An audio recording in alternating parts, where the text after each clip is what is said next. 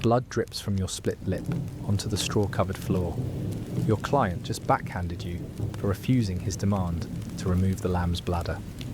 The only thing protecting you from the pox that's already claimed half the girls on this street. Outside, church bells ring for evening prayer, while inside you're negotiating the price of your body with a merchant who smells like rotting fish and unwashed wool. Welcome to Southwark, 1547. You're a Winchester goose, and you're about to discover why being a whore in Tudor England was a death sentence served with a side of legal persecution. Tonight, we're diving into one of history's most brutal professions.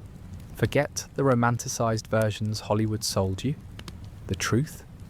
You probably wouldn't survive a single week.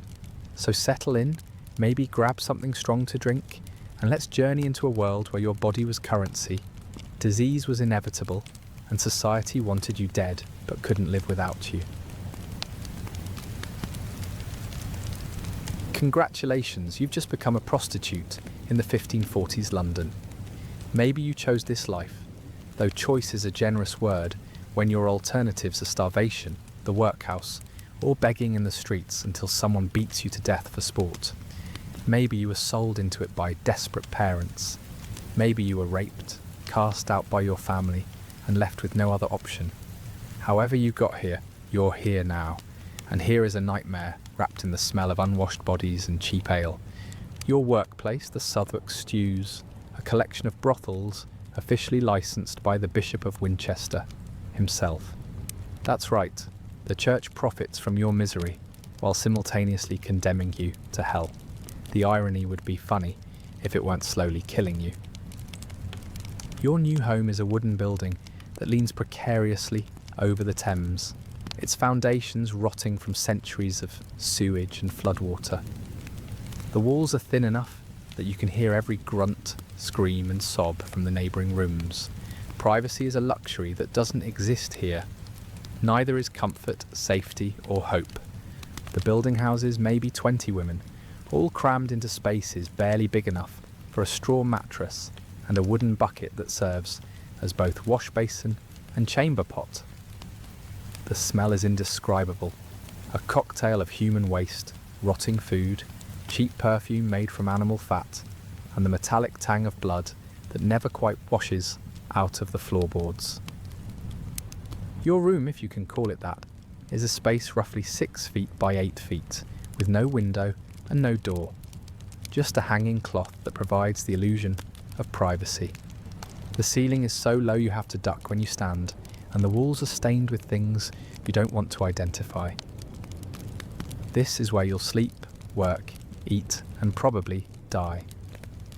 The other girls eye you with a mixture of pity and calculation. Some might become allies, sharing tips on how to avoid pregnancy, which clients to refuse, and how to hide money from the house madam. Others see you as competition and will gladly poison your food or steal your earnings if it means they can afford bread for another day.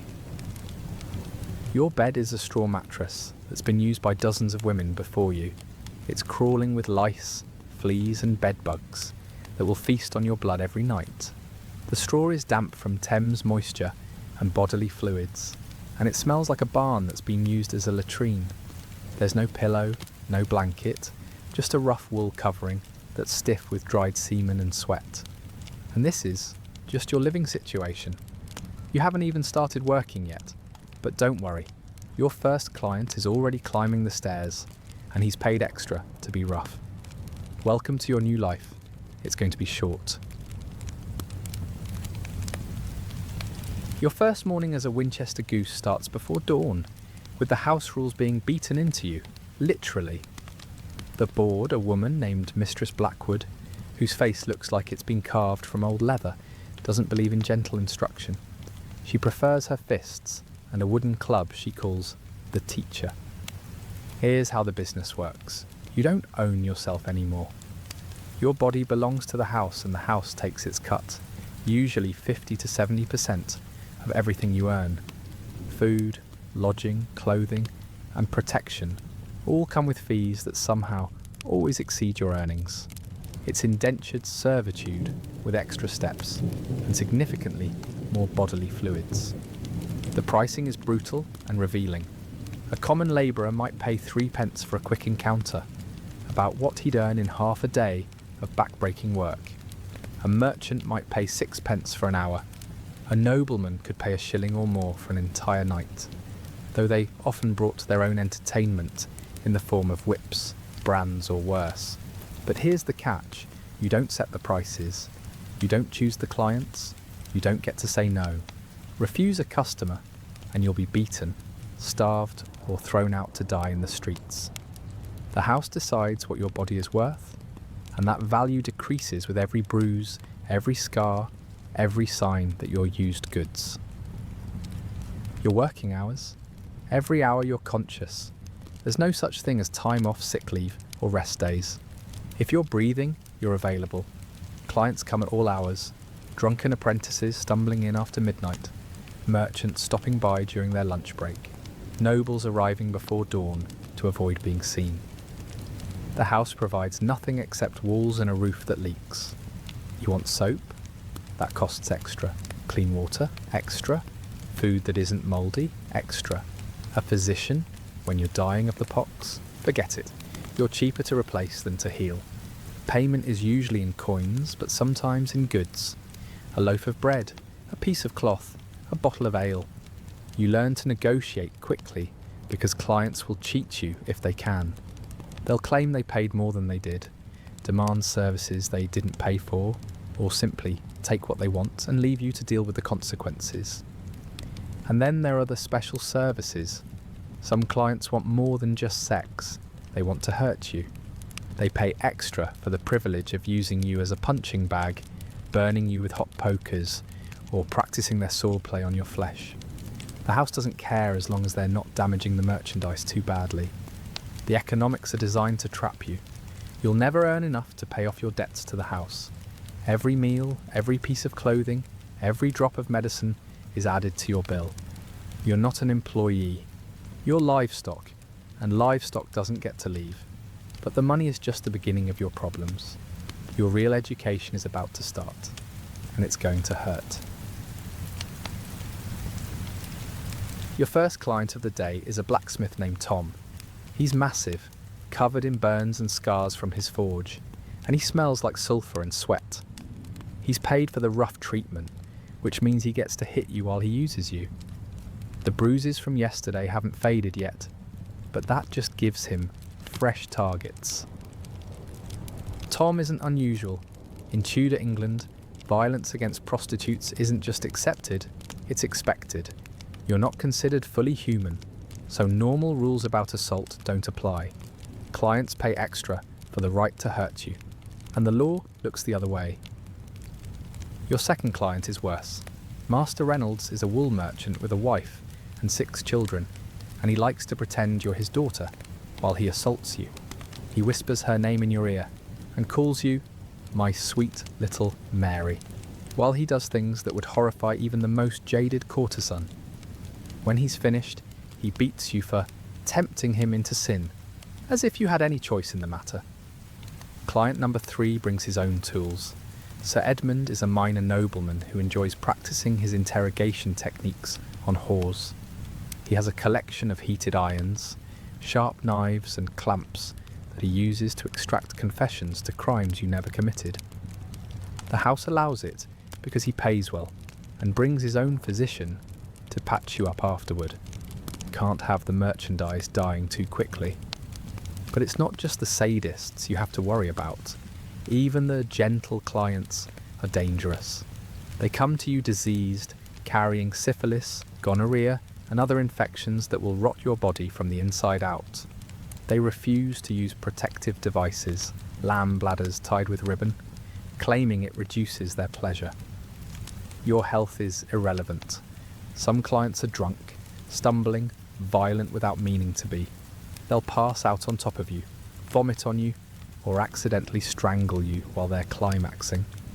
Others are desperate, first-time visitors who don't know how to control themselves. They'll bite, scratch, tear, and bruise without realizing the damage they're doing. The married men are often the worst. They take out their frustrations about their wives on you, beating you for sins their spouses committed. They'll tell you, in graphic detail, about how much they hate their families while they're assaulting you, using your body as a receptacle for all their rage and disappointment. And then there are the clergy. Oh yes, priests, monks and bishops are regular customers, despite the church's official stance on prostitution. They're often the most violent, claiming they need to punish you for your sins while they commit their own. They quote scripture while they rape you, justifying their actions with twisted theology.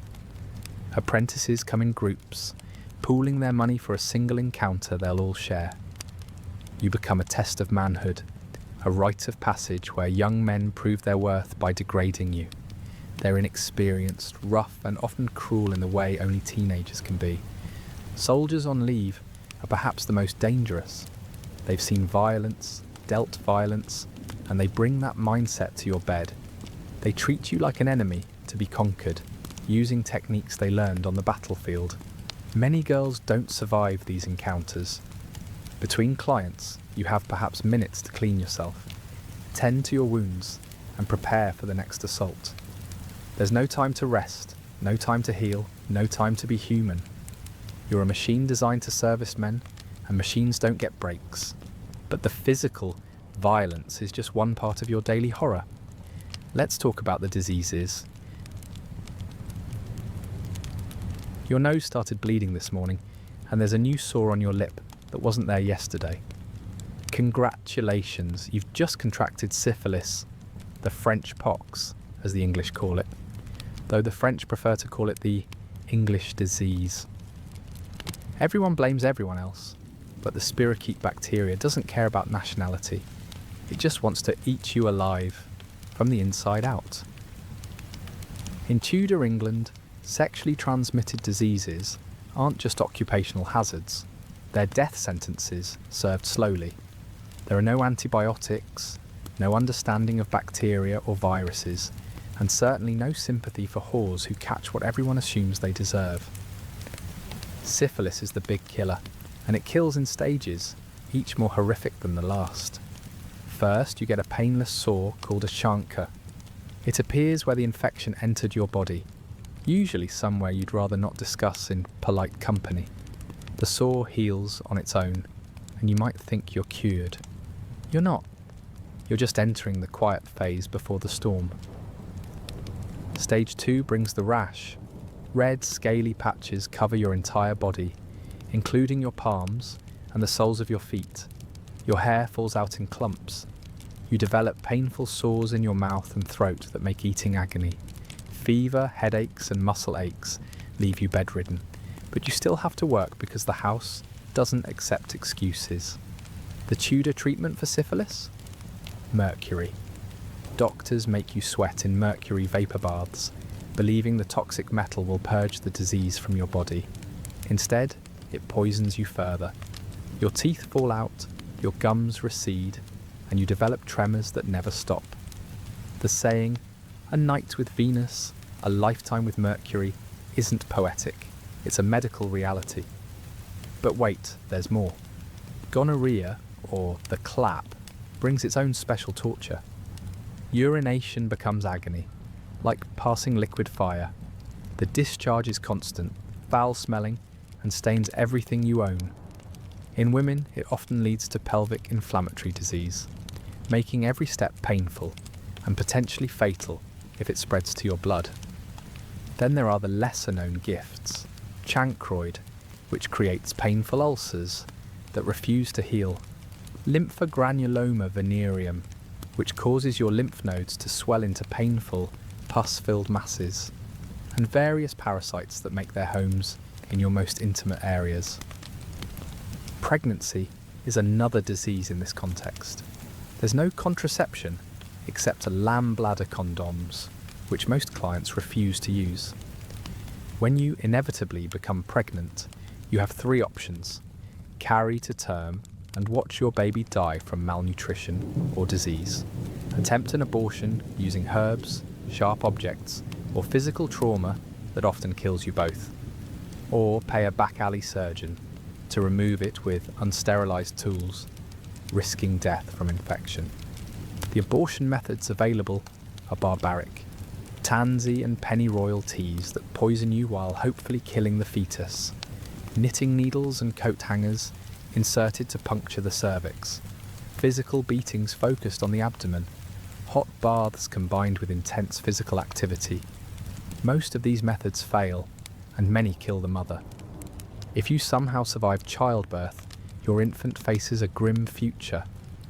Babies born to prostitutes are automatically considered bastards with no legal rights. If they're healthy, they might be sold to childless families or given to the church. If they're sickly or deformed, common due to maternal malnutrition and disease, they're often left to die of exposure. The house provides no medical care. When you're too sick to work, you're simply replaced. Girls who develop visible symptoms of disease are often thrown out to prevent them from frightening away customers. You might find yourself begging in the streets, covered in sores, slowly dying while passers-by cross themselves and hurry past. Some women try to hide their symptoms with makeup made from lead and mercury, poisons that accelerate their death, while providing temporary cosmetic relief. Others resort to cutting away diseased tissue with knives, creating infections that spread faster than the original disease. And through it all, you're blamed for your condition. Society sees your diseases as divine punishment for your sins, proof that God disapproves of your lifestyle. The irony that these diseases are spread by the men who patronize you is lost on a society that needs someone to blame for the epidemic sweeping through London. But don't worry, if disease doesn't kill you, the law might. Let's talk about your legal status, or rather, your complete lack of one. You wake up this morning to the sound of wooden clubs on doors and men shouting about raids. The constables are here, and they're not interested in the clients, hurriedly climbing out of windows and fleeing half-dressed into the Thames side mud. They're here for you, the women who provide a service that's simultaneously legal and illegal, regulated and condemned, taxed and punished. Welcome to the legal nightmare of being a Tudor prostitute. Your profession exists in a grey area so murky that even lawyers can't agree on what's allowed. The Suffolk stews are licensed by the Bishop of Winchester, making prostitution technically legal within this specific area. But step outside these boundaries and you're immediately a criminal subject to imprisonment, public humiliation and physical punishment. The licensing system is a masterpiece of hypocrisy. The church, which preaches about the evils of fornication every Sunday, collects rent from every brothel in Southwark. The bishop's officials inspect the houses, ensure they're following regulations, and pocket a percentage of the profits. It's officially called supervising moral waywardness, but everyone knows it's just taxation with extra steps and religious justification. But the licenses come with rules, lots of them. You can't work on Sundays or holy days, which sounds reasonable until you realise that Tudor England has about 130 holy days per year. No income for more than a third of the year, but your expenses continue regardless. You can't serve married men, though there's no way to verify marital status, and everyone ignores this rule anyway. You can't serve priests, which is hilarious given how many clergymen are regular customers. The regulations get more specific and more ridiculous. You can't take clothing as payment because that's considered theft. You can't keep wine in your rooms because that makes you a tavern, which requires a different license. You can't sing, play music or dance because that makes you an entertainer, also requiring different licensing. You exist in a legal straitjacket designed to extract maximum profit while providing minimum protection. Outside of Southwark, the law is simpler. You're a criminal. Prostitution elsewhere in London is punishable by imprisonment in Bridewell, a hellhole where women are forced to beat hemp until their hands bleed while surviving on bread and water. The punishment for repeat offences includes public whipping, branding with hot irons, and exile from the city. But here's where it gets interesting. The clients face almost no legal consequences. A man caught with a prostitute might pay a small fine or spend a night in jail.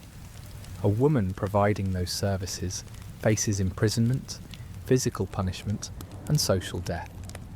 The law assumes that women corrupt men, not the other way around. The legal system also makes you fair game for any violence. Rape laws don't apply to prostitutes because you're assumed to consent to everything by virtue of your profession. Murder of a prostitute is often treated as a misdemeanor, like killing someone's livestock. Your life has no legal value. If you're robbed, beaten, or cheated, you have no legal recourse. Courts won't hear testimony from whores, and constables won't investigate crimes against them. You exist outside the protection of law while remaining subject to its punishments. It's a system designed to ensure you remain vulnerable and exploitable. The authorities use prostitution laws selectively, usually to target specific women who've caused problems or to clear out areas for development. Raids are theatrical events designed to demonstrate moral authority while changing nothing fundamental about the system. Most arrested women are back on the streets within days, and business continues as usual. Your legal status also means you can't own property, enter contracts, or accumulate savings legally. Any money you manage to save can be confiscated at any time by authorities claiming it's the proceeds of crime.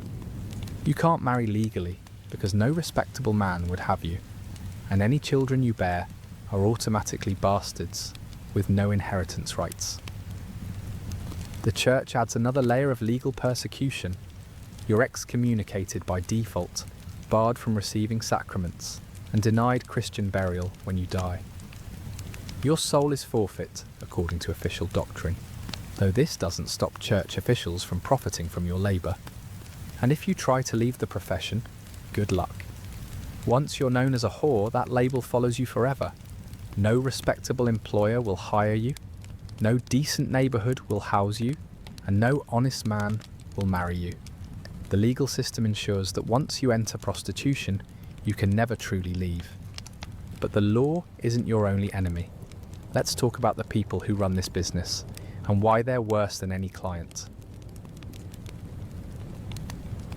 Meet Mistress Joan Blackwood, your board and owner. She's 40-something, though the scars and missing teeth make her look ancient.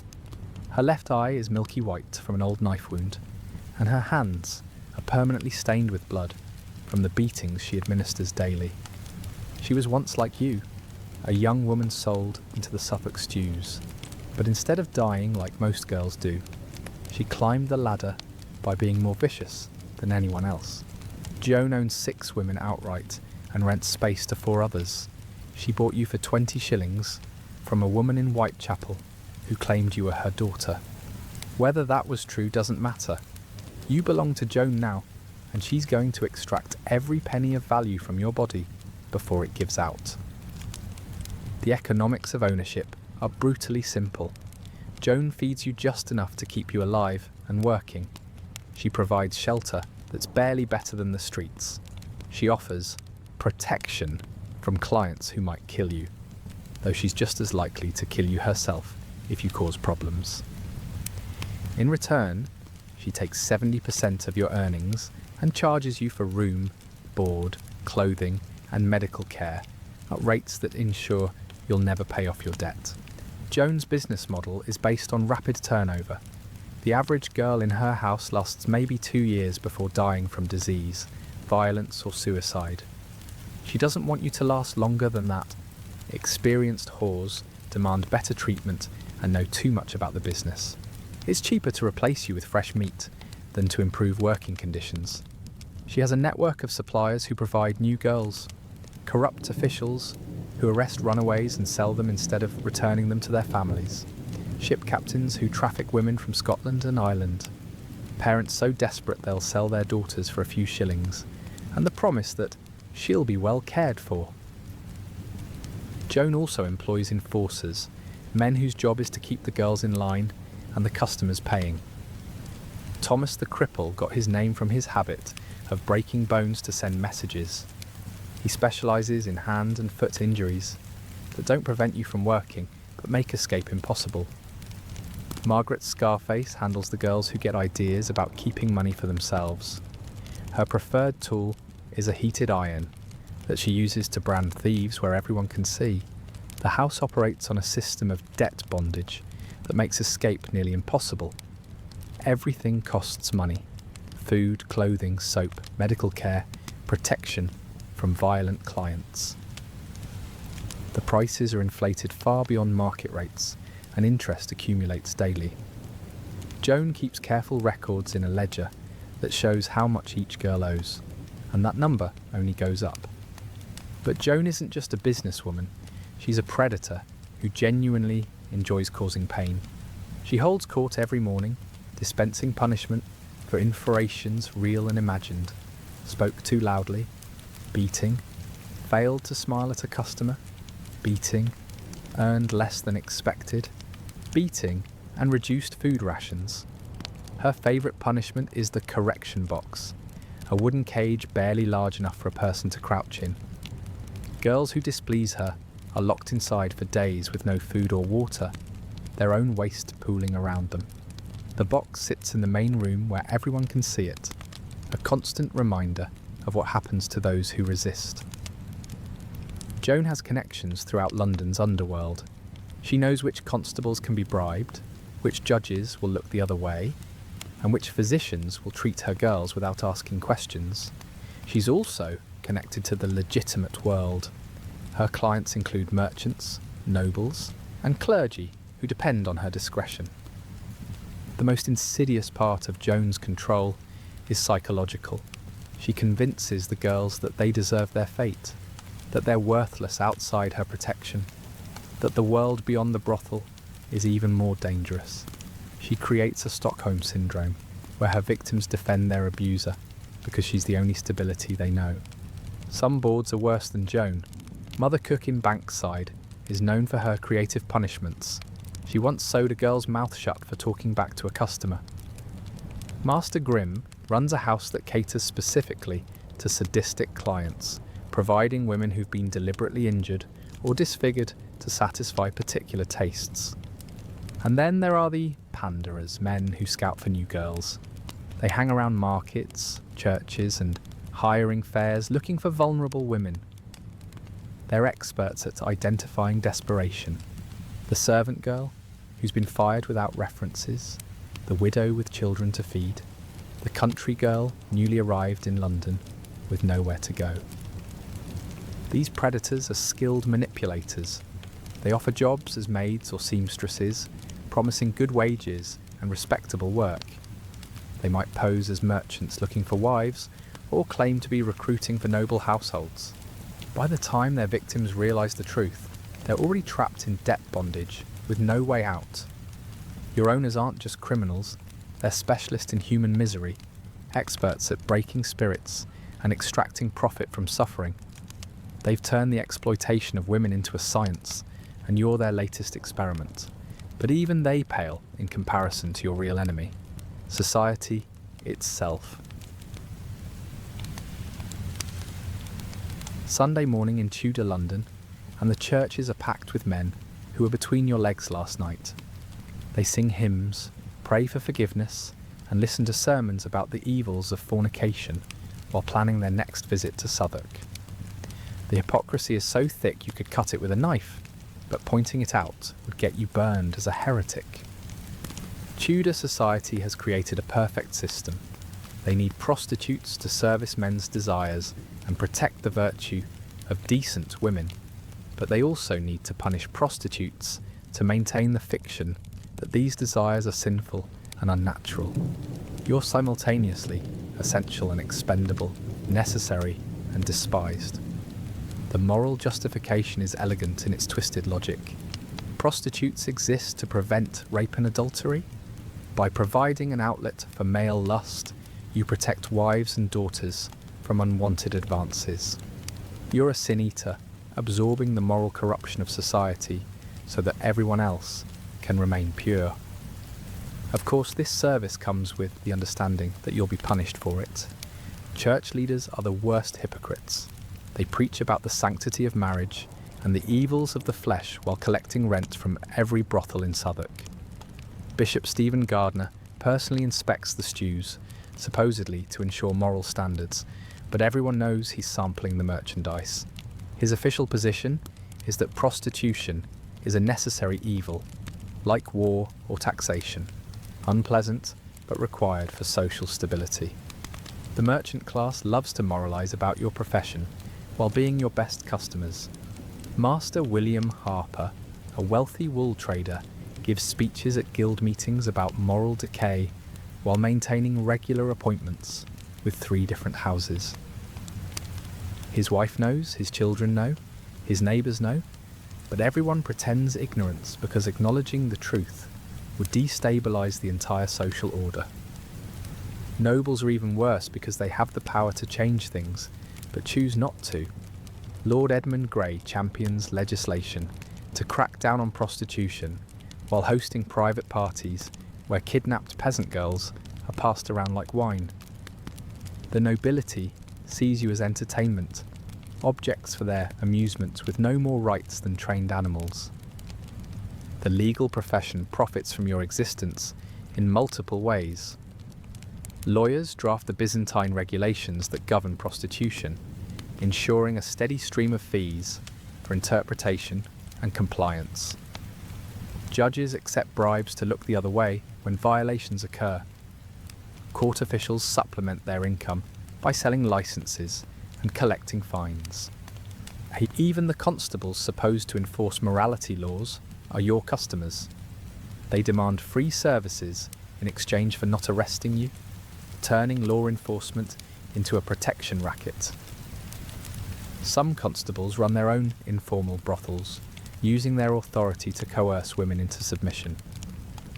The guild system excludes you from any legitimate trade while ensuring you have no alternative means of survival. No guild will accept a woman with a sexual history. No apprenticeship is available to someone branded as immoral. And no honest employment exists for those society has marked as corrupted. Marriage laws make your situation worse by giving husbands absolute authority over their wives' bodies. A man can rape his wife with no legal consequences, but if he rapes a prostitute, it's treated as theft of services from her owner.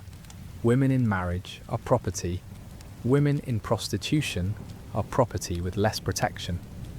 The medical establishment treats you as a source of contagion while refusing to provide care.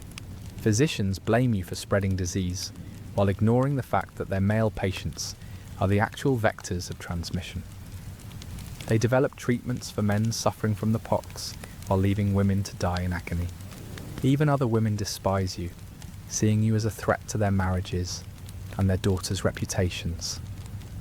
Respectable wives cross themselves when they see you, pull their children away, and whisper prayers for protection. They don't see you as victims of the same system that oppresses them. They see you as willing participants in moral corruption. The irony is that many of these respectable women are one catastrophe away from joining you. A husband's death, a family's bankruptcy, or simple bad luck could put any woman in your position. But rather than showing solidarity, they cling to their moral superiority as the only thing separating them from your fate. Society creates elaborate rituals to reinforce your otherness. You're forbidden from wearing certain colours or fabrics. You can't enter certain areas of the city. You can't speak to respectable women or attend public events. These restrictions serve no practical purpose except to mark you as different, dangerous, and diseased. The most cruel aspect of this social system is that it's designed to be inescapable. Once you're labelled a whore, that identity follows you forever. There's no path to redemption, no way to rejoin respectable society, no chance for a normal life. You're permanently marked, forever excluded, eternally condemned. And yet society depends on your services. Remove prostitution and the carefully maintained fiction of moral purity collapses. The reality is that Tudor England runs on hypocrisy, and you're the foundation that makes it all possible. But your real enemies aren't the hypocrites who use you and condemn you. Your real enemies are the diseases that are slowly eating you alive from the inside. The mirror in Mistress Jones' room shows what you've become after 18 months in the stews, and it's not pretty. Your teeth are loose in blackened gums, casualties of mercury treatments for the pox. Your hair, once your pride, now grows in patches where it grows at all. The sores on your face have scarred into permanent ridges that no amount of lead paint can hide. You're 20 years old and look 50.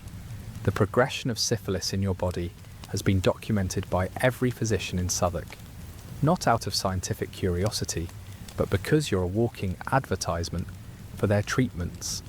After the initial chancre healed, you entered the secondary stage with the enthusiasm that impressed even seasoned medical men.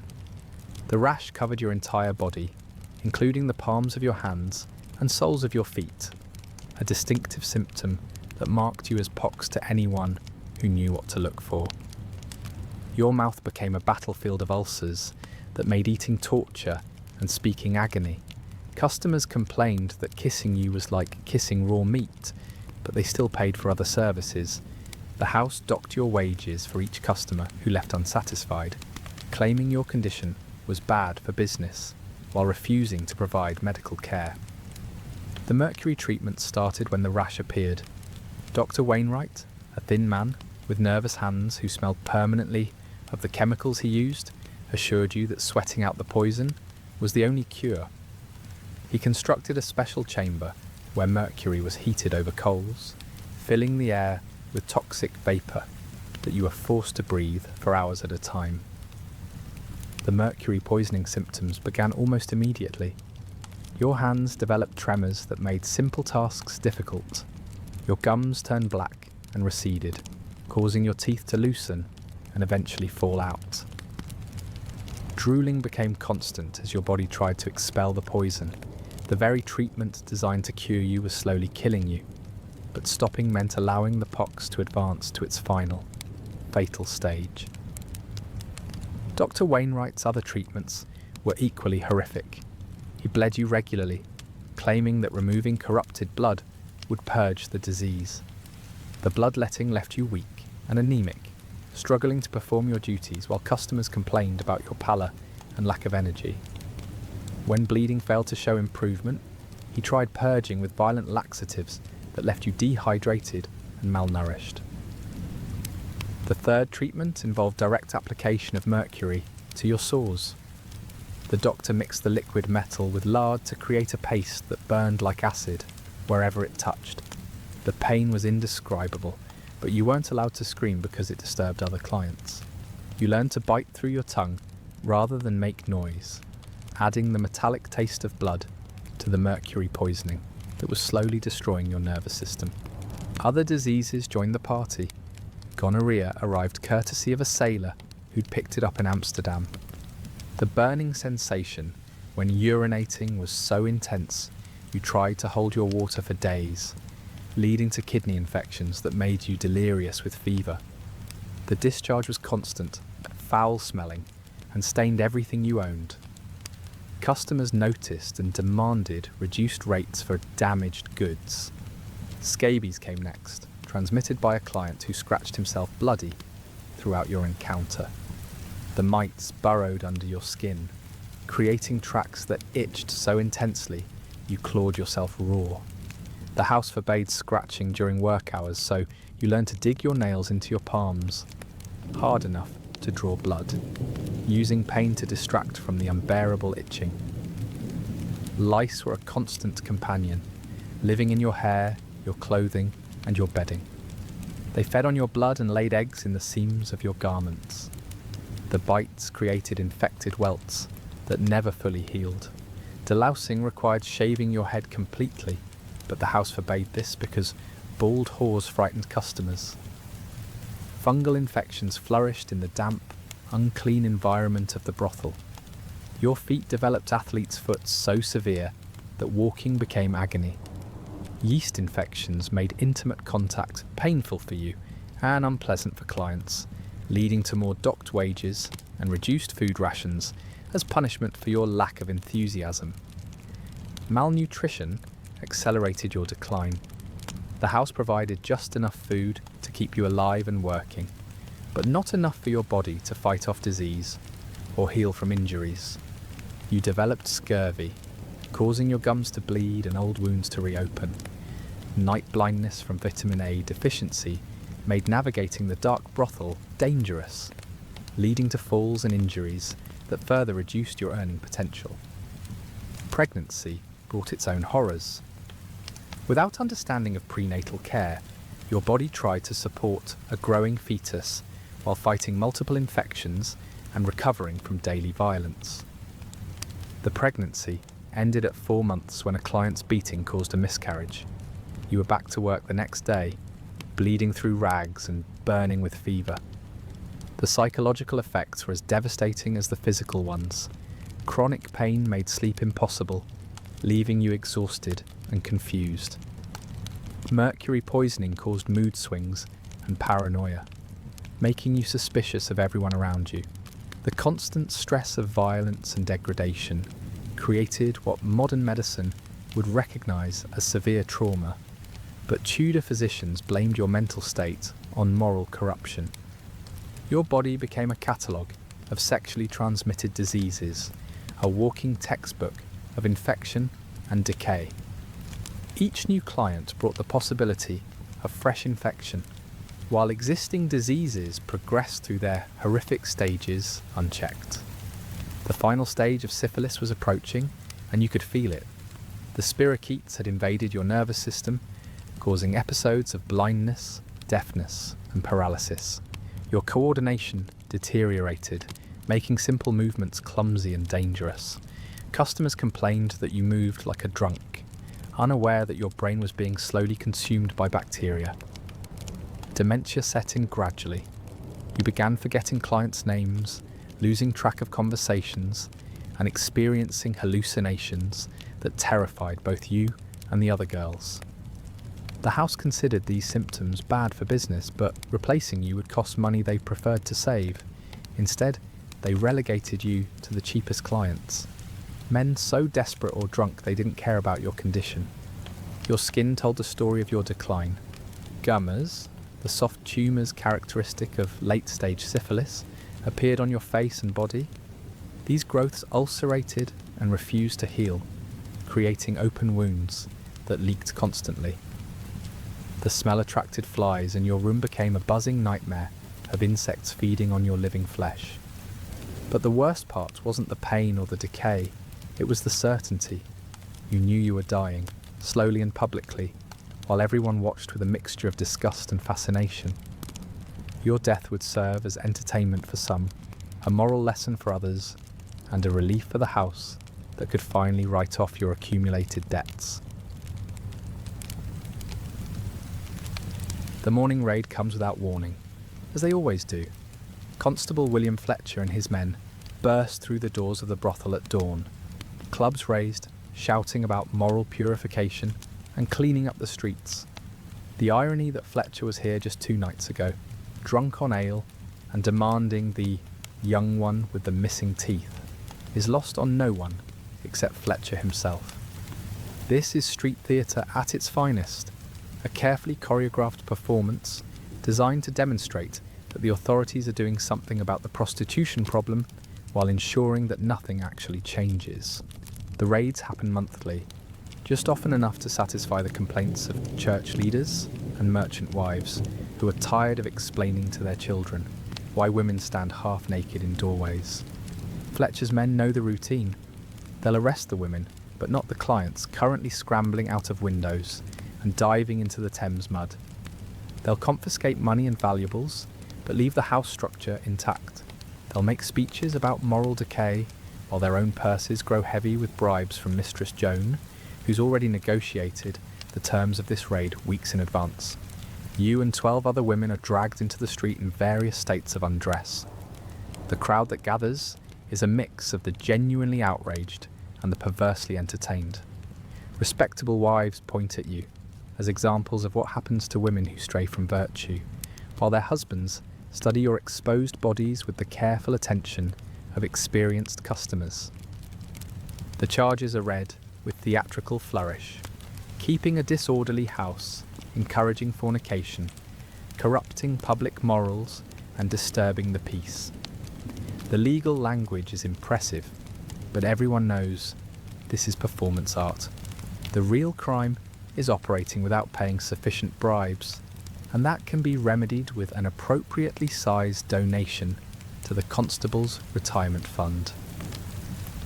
The march to Bridewell Prison is designed for maximum humiliation. You're paraded through the streets, while citizens throw garbage, curse your existence, and offer detailed suggestions about what should be done with whores who corrupt their city. The constables make no effort to protect you from the abuse. It's part of the punishment and part of the show.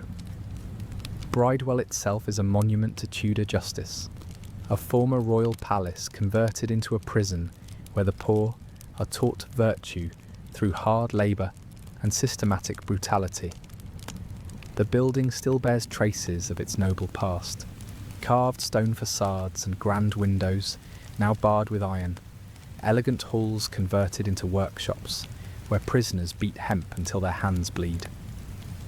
The intake process is humiliating and thorough. You're stripped naked and searched for hidden valuables by female guards whose hands linger longer than necessary. Your hair is cropped short to prevent lice transmission, though the real purpose is to mark you as a prisoner. Your clothes are taken and replaced with rough brown wool that marks you as a penitent whore. The work begins immediately. Hemp beating is the primary occupation at Bridewell, taking the fibrous stalks of cannabis plants and pounding them with wooden mallets until they separate into strands suitable for rope making. The work destroys your hands, filling them with splinters and leaving them permanently swollen and scarred. The noise is deafening, a constant thundering of mallets on hemp that echoes through the stone halls from dawn until dusk. But hemp beating is just one torment. Women who show insufficient penitence are assigned to the treadmill, a giant wheel that must be kept turning by human power. You climb steps that disappear beneath your feet, always climbing but never ascending, like a metaphor for your entire life.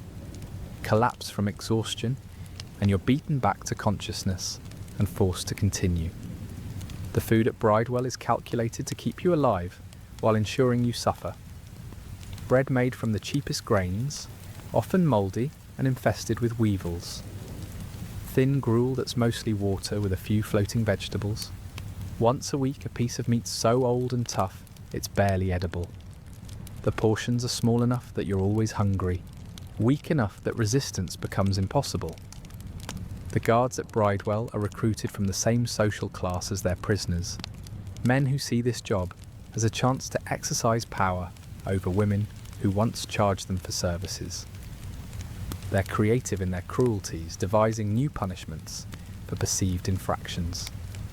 Sexual assault is common and unpunished. After all, who's going to believe a whore's accusation against a respectable prison guard? The chapel services are mandatory and brutal. You're forced to confess your sins publicly, while the chaplain delivers sermons about the evil of your nature and the necessity of your suffering. You must declare yourself a sinner, beg forgiveness from God and society, and promise reformation you know is impossible. The hypocrisy is staggering. The same chaplain who demands your confession was a regular customer at the brothel. Release comes after 3 months, not because you're reformed, but because Bridewell needs space for new prisoners. You're ejected onto the streets with nothing but the clothes on your back, and a certificate declaring you a reformed whore, a document that makes finding legitimate work even more impossible than before. But here's the beautiful irony. Within a week, you're back in Southwark, because that's how the system works. The raids, the arrests, the imprisonment, the public humiliation, it's all theatre. The real purpose isn't to end prostitution, but to regulate it, control it, and extract maximum profit from it, while maintaining the moral fiction that society disapproves. Mistress Joan is waiting when you return, not with anger, but with amusement. Your arrest cost her money in bribes and lost revenue, and that debt has been added to your account with interest. The cycle begins again, but now you're weaker, more desperate, and deeper in debt than ever before. The law isn't your enemy, it's your business partner, and business is booming. The nausea hits you in the middle of servicing Master Thompson, a fat merchant who smells like cheese and breathes like a dying horse. You barely manage to finish before rushing to the communal bucket to empty your stomach of the thin gruel that passes for breakfast. The other girls exchange knowing looks. Everyone recognises the signs. Pregnancy in a Tudor brothel isn't a blessing. It's a death sentence with a 9-month delay. You're already malnourished, diseased, and physically damaged from months of violence. Adding the stress of growing a child to this equation is like throwing kindling on a fire that's already burning out of control. Mistress Jones' reaction is predictably practical. Pregnant whores don't earn their keep. You're already showing signs of the sickness: vomiting, exhaustion, and a pallor that makes customers nervous. Your value is decreasing daily, and Joan doesn't run a charity for breeding sluts. You have 3 options: abort the child, carry to term, and give birth while working, or be thrown into the streets to die. The abortion methods available are uniformly horrific and often fatal. The most common involves drinking a tea made from tansy, a flowering plant that's highly toxic. The theory is that the poison will kill the fetus while leaving the mother alive, but the dosage is impossible to calculate correctly. Too little, and nothing happens except severe intestinal distress. Too much, and you die in convulsions alongside your unborn child. Mary Weatherby, a girl from the next room, tried the tansy method 3 months ago. She spent 2 days vomiting blood while her body fought the poison. The cramping was so severe, she couldn't stand upright, but Joan forced her to continue working because customers had paid in advance. When the bleeding started, it didn't stop. Mary bled to death over the course of a week, slowly and publicly, while everyone pretended not to notice. Physical methods are even worse. Some women try to dislodge the pregnancy by inserting sharp objects, knitting needles, coat hangers, or sharpened sticks into their cervix. Without understanding of anatomy or sterile technique, these attempts usually result in perforation, massive infection, and death. The lucky ones die quickly from blood loss. The unlucky ones linger for weeks with sepsis, slowly rotting from the inside out. Violent methods involve having someone beat your stomach and back with clubs, or having horses kick you in the abdomen. The theory is that trauma will cause a miscarriage, but more often it causes internal injuries that kill you slowly. Even if the beating works and you miscarry, the internal damage often makes future pregnancies impossible and leaves you with chronic pain that makes working excruciating. Some women try herbal combinations passed down through whispered folklore. Pennyroyal oil, rue extract, and savin powder mixed into increasingly desperate cocktails. These herbs are toxic, and the line between an effective dose and a lethal one is razor thin. Women who survive these treatments often suffer permanent kidney and liver damage. The back alley surgeons who advertise abortion services are butchers with knives, not physicians with training. They operate in filthy rooms using unsterilised instruments, cutting into women's bodies with the same tools they use to slaughter pigs. Infection is inevitable, death is common, and success is accidental. If you somehow survive the abortion attempt, the physical trauma often leaves you unable to work for weeks. The house doesn't provide sick leave or medical care. You're expected to service customers regardless of your condition. Men who pay for healthy whores don't want to deal with women who are bleeding, fevered, or delirious from infection. But let's say you choose to carry the pregnancy to term. Working while pregnant means continuing to service violent customers who don't care about your condition. Some clients are specifically aroused by pregnant women and pay extra for the experience. Others become more violent, using your pregnancy as an excuse to inflict additional pain because whores deserve to suffer for their sins. The malnutrition that's already weakening your body becomes critical during pregnancy. The fetus requires nutrients you don't have, creating a competition between your survival and the child's development. Women often give birth to severely underweight babies who die within days, if they survive the birth process at all. Prenatal care doesn't exist. No one monitors the pregnancy's progress, checks for complications, or prepares for potential problems during delivery. You work until you literally can't stand, then give birth wherever you happen to be when labour starts. The other girls might help if they're not busy with customers, but medical assistance is a luxury the house doesn't provide. Labour and delivery happen in the same filthy room where you work, often while customers wait impatiently for service to resume. There's no privacy, no sterile environment, no medical assistance.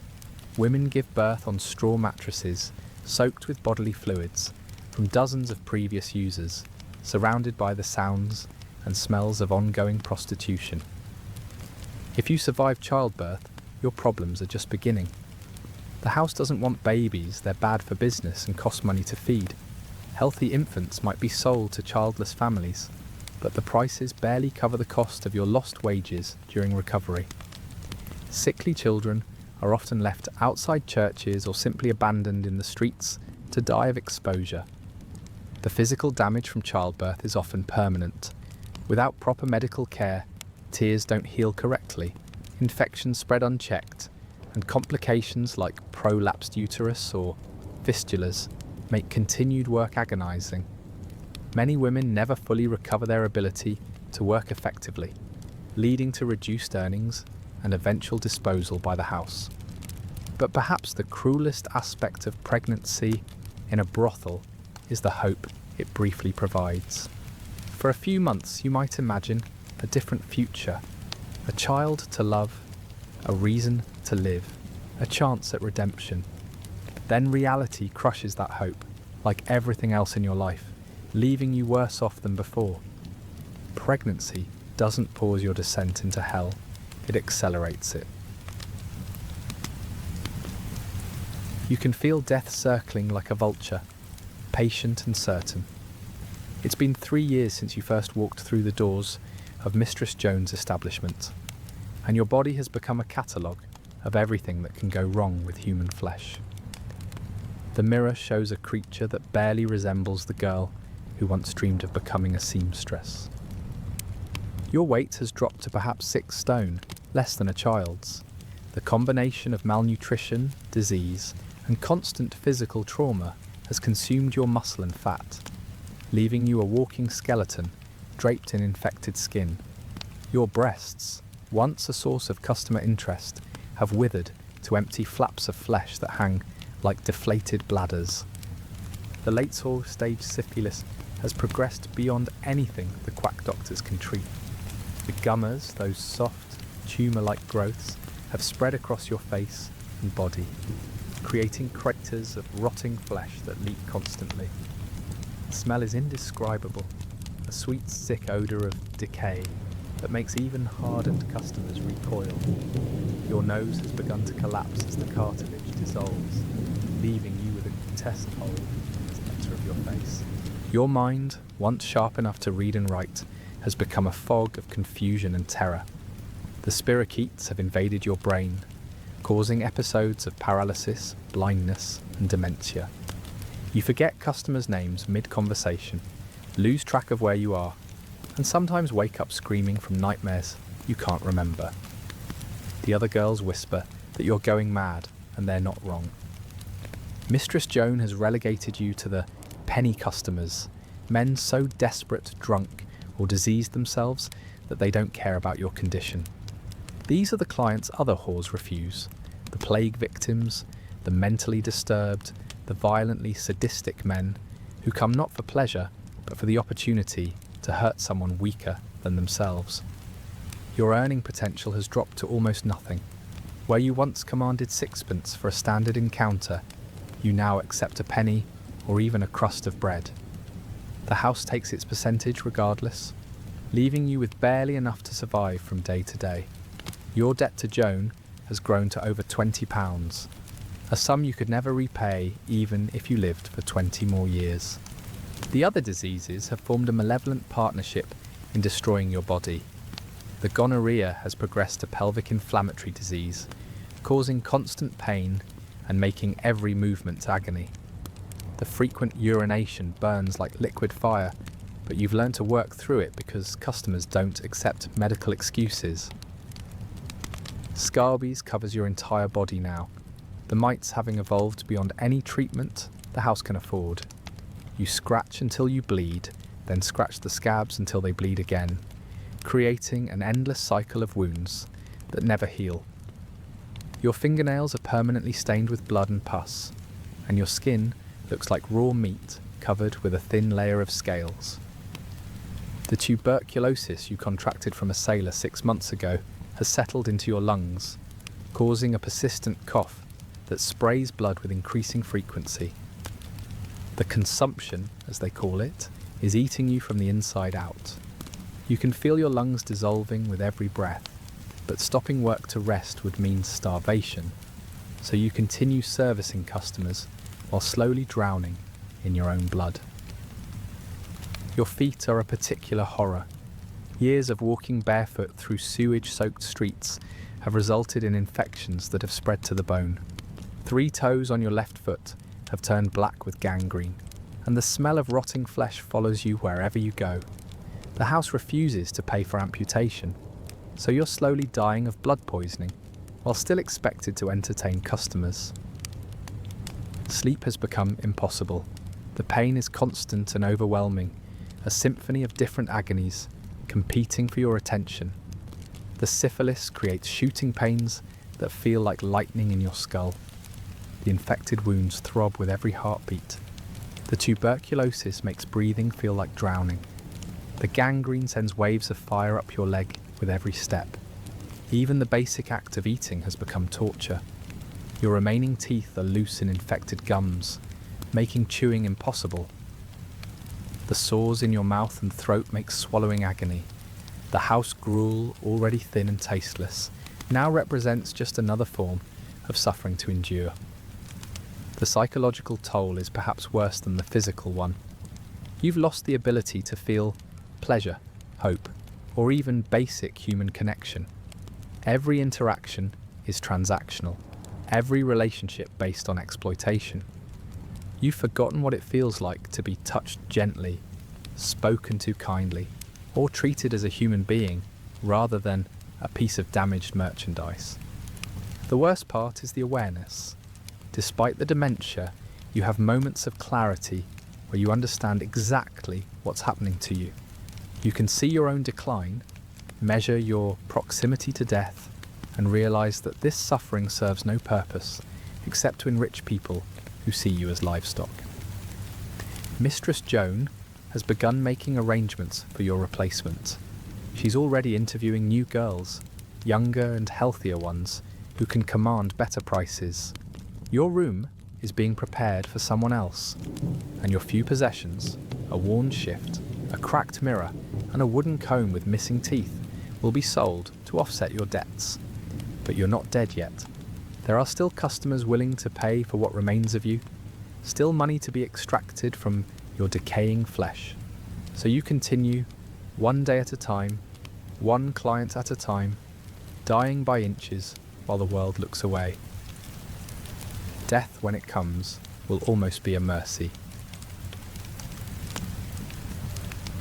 It's a Tuesday in November when you finally stop breathing. You're alone in your room, which is fitting because you've been alone your entire time in the brothel, despite being surrounded by people every day. The tuberculosis finally won its race against the syphilis, filling your lungs with enough blood to drown you in your own body. Mary Ashworth from the next room finds you the following morning when customers start complaining about the smell. You've been dead for perhaps 12 hours, curled on your side on the straw mattress that's been your world for 3 years. Your eyes are open, staring at the wooden wall where you carved small marks to count the days, though you stopped keeping track months ago when the numbers became too depressing to contemplate. Mistress Jones' reaction is practical rather than emotional. Your death represents a financial inconvenience, nothing more. She'll need to dispose of your body quickly before it affects business. Clean your room for the next girl and calculate how much of your outstanding debt can be recovered by selling your few possessions. The official cause of death will be listed as consumption if anyone bothers to record it at all. The unofficial cause is 3 years of systematic torture disguised as commerce. You died of violence, neglect, disease, malnutrition, despair, and a society that needed you to exist but refused to let you live. Your body is wrapped in the same rough wool sheet you've slept under for months. There's no coffin, no funeral preparations, no ceremony to mark your passing. Joan pays a cart driver sixpence to haul your corpse to the plague pit outside the city walls, where it's dumped unceremoniously with dozens of other bodies, criminals, paupers and whores who died unmourned and unremembered. The plague pit is a testament to Tudor England's efficiency in disposing of unwanted humans. It's a constantly burning mass grave where bodies are layered with quicklime to speed decomposition and prevent disease. Your flesh will melt away within weeks, your bones will crumble within months, and within a year there will be no physical evidence that you ever existed. No church service marks your passing. The official position of the church is that your soul was forfeit the moment you entered prostitution. You're denied Christian burial, refused final rites, and barred from consecrated ground. According to religious doctrine, you're burning in hell now, paying the eternal price for your temporal sins. Your family, if any members are still alive, will never know what happened to you. There's no system for notifying relatives when prostitutes die, no record keeping that would allow them to trace your fate. You simply vanished into the London underworld and never emerged. For all they know, you could still be alive somewhere, perhaps married to a merchant or working as a seamstress in another city. The other girls in the house observe a moment of silence that lasts exactly as long as it takes for the next customer to arrive. There's no time for grief in a place where death is a constant companion. They strip your room of anything useful, the cracked mirror, the wooden comb, the small knife you used for cutting bread, and divide them among themselves. Waste nothing, mourn briefly, move on. Your death creates a minor disruption in the house's business model. Joan has to explain to regular customers why their favourite girl is no longer available, offer them alternatives, and sometimes provide discounts to maintain their loyalty. The transition is managed with the same cold efficiency she'd use to replace a broken piece of furniture. The bed where you died is cleaned with vinegar and occupied by a new girl within 2 days. Her name is Elizabeth. She's 15 years old, and she has no idea that she's sleeping where you spent your final moments. The straw mattress still carries traces of your blood, your sweat, your tears, but Elizabeth doesn't know and wouldn't care if she did. She has her own survival to worry about. Your story becomes a cautionary tale told to frighten new arrivals. The experienced girls might mention you in passing, the one who died of the cough, or that girl with the rotted nose. But the details fade quickly. In a place where horror is routine, individual tragedies lose their impact through sheer repetition. The customers who regularly used your services adapt to your absence with remarkable speed.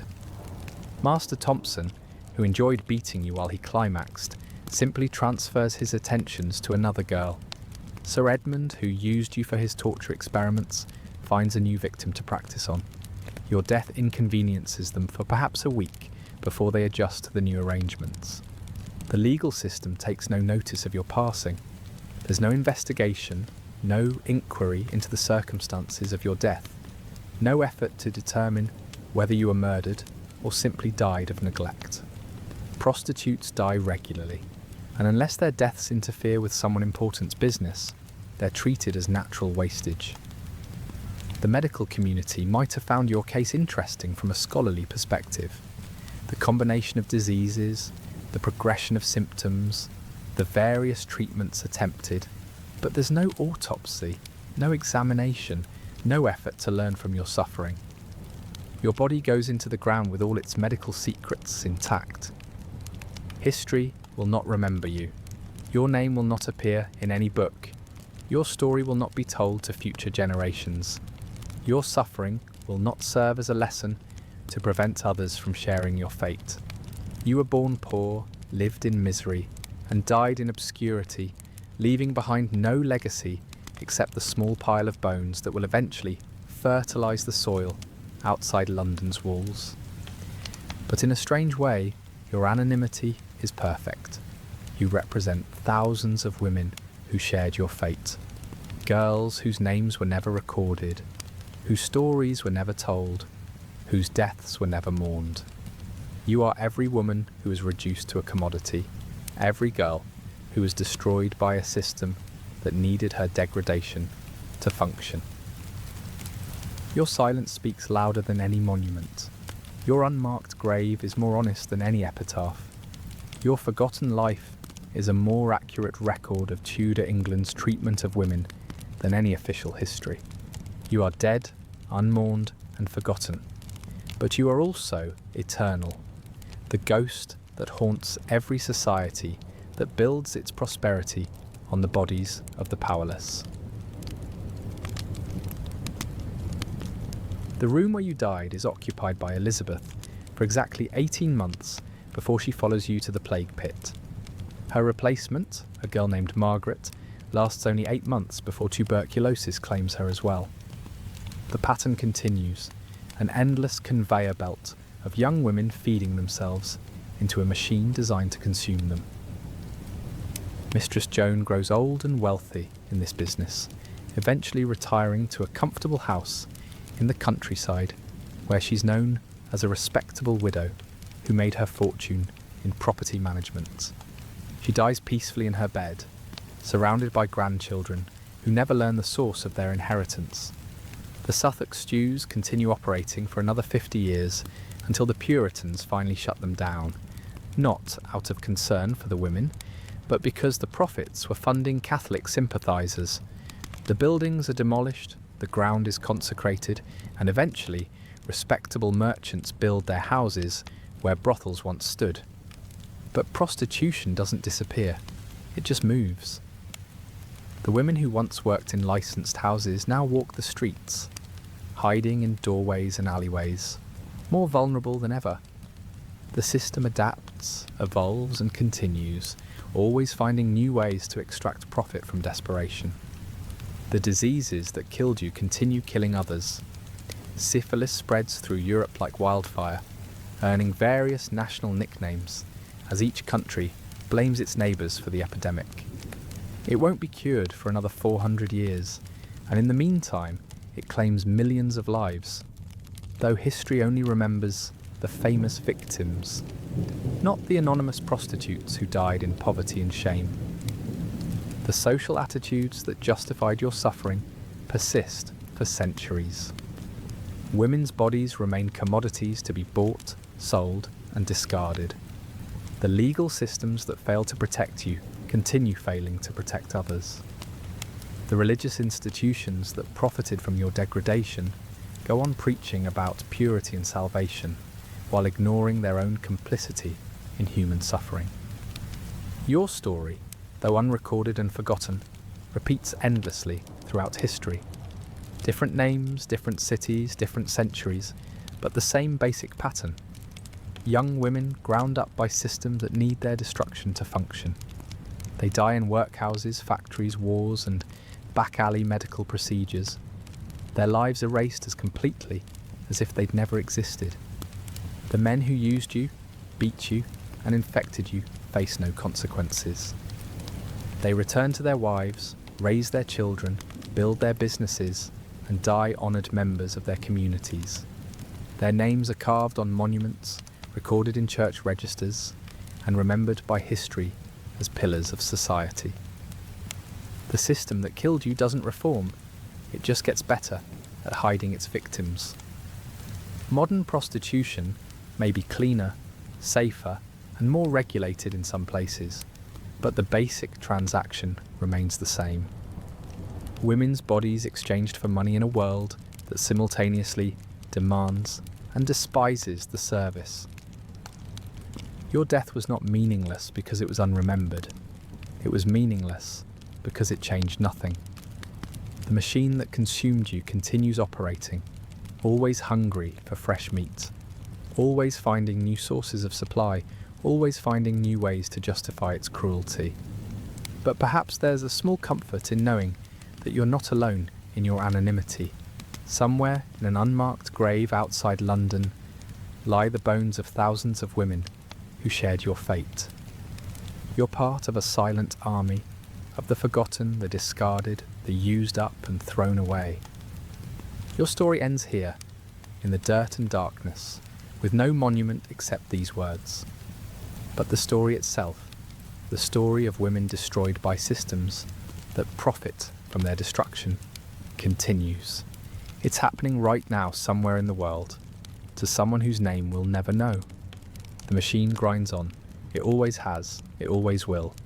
And somewhere a 15-year-old girl is walking through the doors of a brothel for the first time, believing that things will be different for her, that she'll be smarter, stronger, luckier than the girls who came before.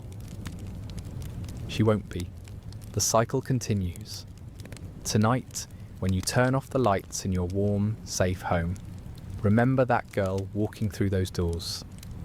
Remember that your comfort was built on the bones of women like her. Remember that the distance between your life and hers is smaller than you think. And remember that forgetting is just another form of violence.